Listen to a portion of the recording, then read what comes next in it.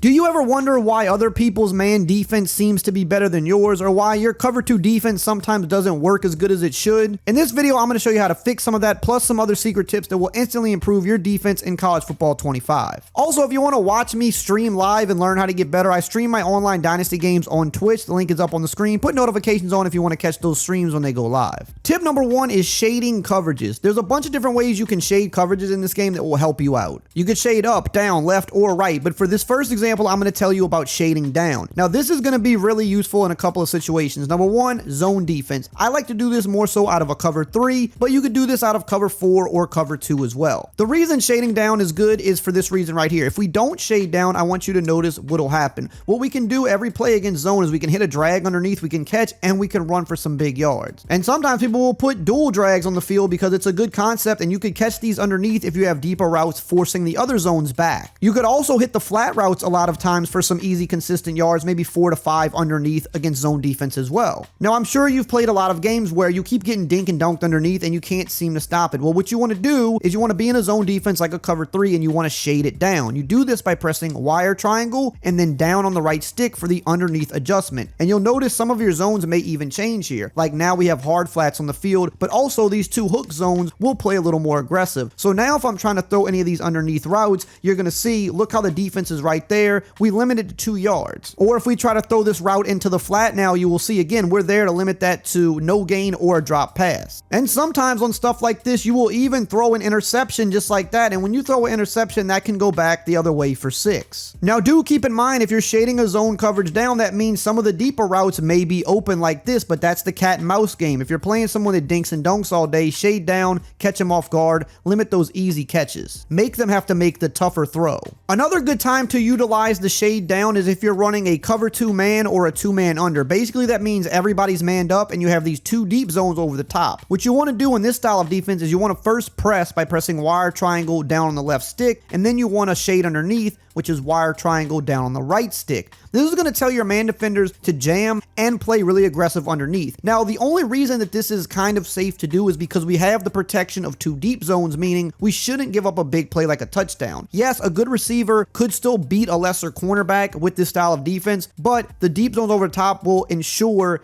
that we don't get beat deep. At least we shouldn't get beat deep. And even if the receiver gets a step or 2, a lot of times the safeties can be in position to help make a play on it. Now, we want to user the guy that's on the running back. If the running back goes out, we have to take him. If not, we can stay over the middle and help out. And you'll notice with this style of defense that you see how tight the man coverage is playing on everybody, and then we get a little bit of a coverage sack there. Now, this is Alabama, a team that has good receivers, and we're using Arkansas, not the best team in the world, but look at the absolute jam and just how he's mugging this route. This isn't open, and even though this guy is fast and he's starting to somewhat get a little bit of separation, we have the safety over there waiting for him. Same thing on this side of the field, as you're going to see. Everybody's playing really tight, and we have safety help over the top. This guy's starting to get free here, but again, this safety can make a play on either of these guys right here. Wherever this ball goes, this safety is close enough that he can make a break to either of these. And in fact, we'll try that on this play. So we're shading down, we're pressing. I'm going to take control of the offense here, and I'm going to try to see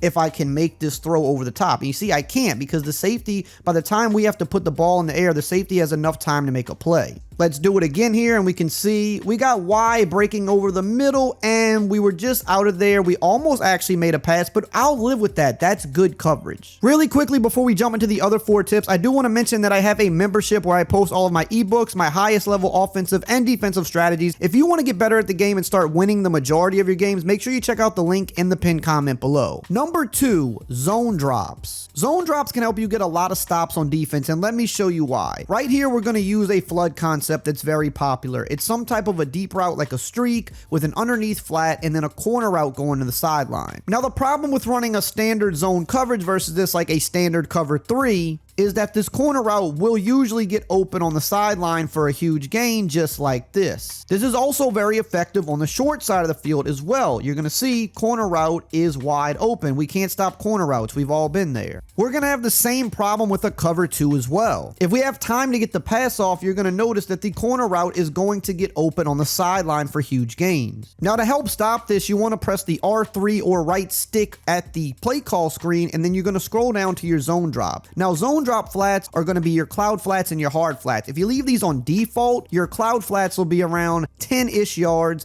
and your hard flats will be more about 5 yards. But if you set this to 25, for example, both your hard and your cloud flats will drop to the same depth, which is 25.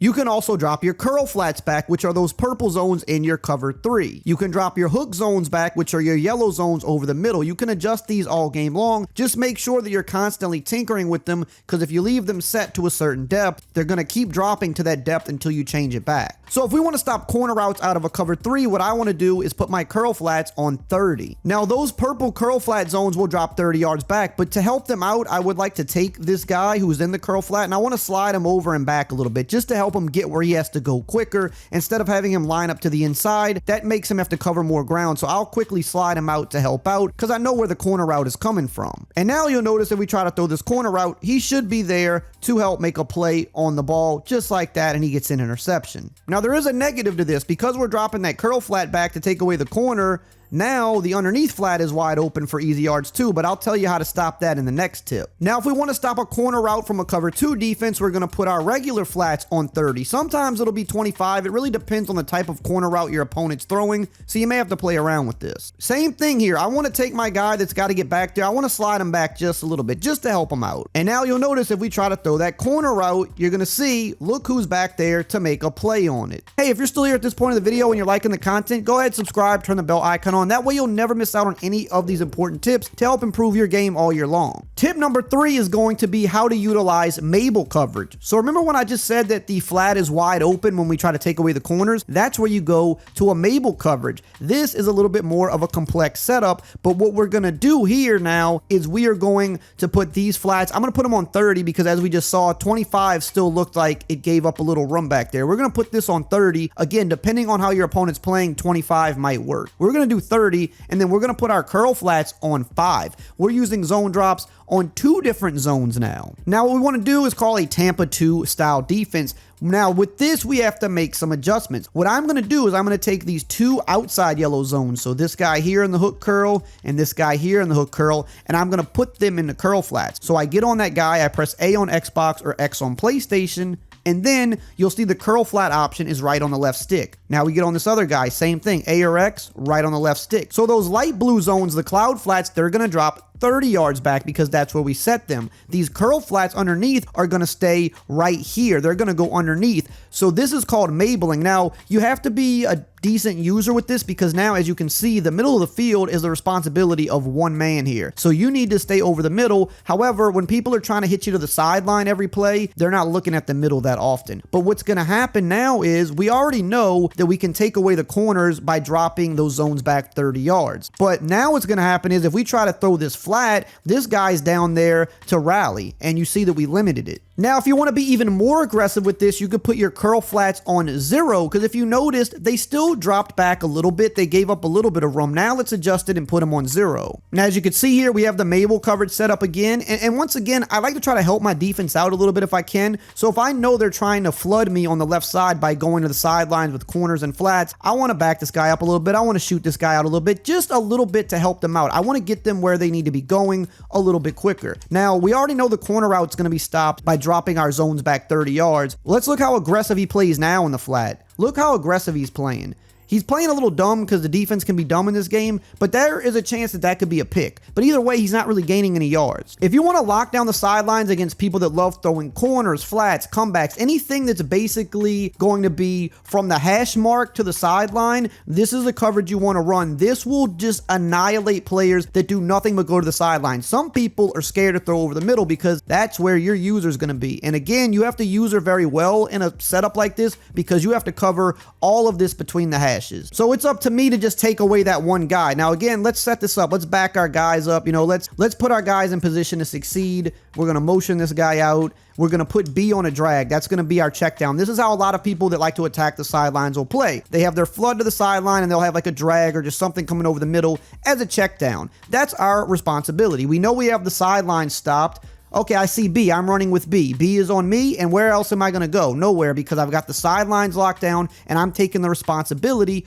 over the middle. Number 4, run fits. Now, right off the bat, some of you are asking, what is a run fit? So let's talk about first, how do you even check your run fits? Well, when you're on the field, you press the right trigger R2 button, you hold it down, and then if you want to check your run fits left, you hit X or square, depending on your system. You can see the run fits there. If you want to check the run fits to the right, you press B or circle. Now, what do these things mean? This shows you the responsibility of the players on the field if it's a run play. So the first thing you need to notice here is we are in a cover 2. So our run fits to the right here, if you'll notice, the cornerback on the left and the 2 safeties, they have no run responsibility. They're not even looking to play the run. You can see that there's an F over one of the players. He's the force defender. That means his job is to do his best to set the edge. Now, they don't always do that properly or well. That's his job. So we know that we should be good at any outside run to the right because we have a force defender cornerback on the outside that should force things back inside where we have a linebacker shooting down. And then we have the C defender. He is the cutback defender, meaning if the running back were to stop and cut back, he's supposed to protect that. But here's where the importance of understanding run fits comes into play. A cover 2, while it may be a little bit better for an outside run, is not going to always be the best versus inside runs. Because if we go to run the ball up the middle, you'll notice the safeties will backpedal before eventually coming down, which means they're kind of being taken out of the play. And the safeties are going to be crucial if you need help stopping the run. Notice how the safeties backpedal because their responsibility in a cover 2 is to protect deep. They're not reading the run and they're only going to attack once they know for sure the running back has the ball. Now, for outside runs, cover 2s will be a little bit better because we have that force defender on the outside, and then it's our job as a user to help get over there and help prevent any type of a cutback to the inside. Now, when we look at a cover 4, you'll notice that when we go to run the ball, the safeties stand flat-footed and then immediately attack down because they're reading the run first since they're in run fits. But a cover 4 can be good for all types of runs because the safeties and the position that they stand at allow them to also get to the outside for outside runs as well, making cover 4 the best type of coverage to play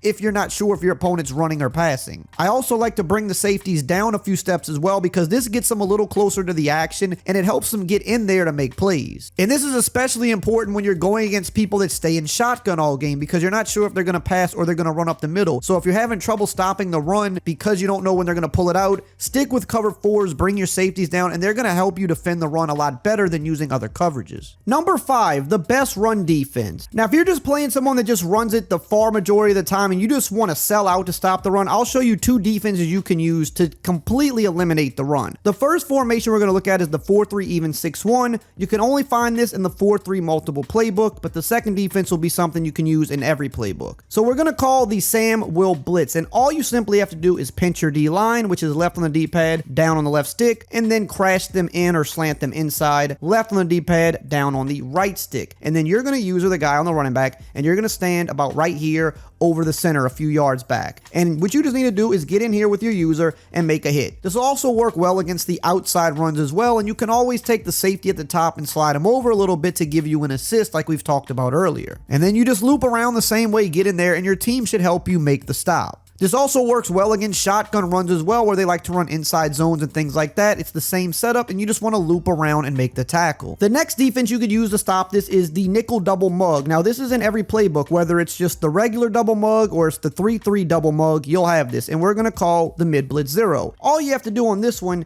is you want to take one of these safeties and you want to stand in that same spot. And basically you want to help get in here and make that tackle again. Same thing versus the shotgun runs. Again, remember, bring the other safety down a little bit just to help you out, but we're going to loop around here and our job is to limit this to no yards. Now, if you're having trouble on Heisman difficulty and you want to know exactly how to play the game the right way to get more wins, check out this video right here on the screen.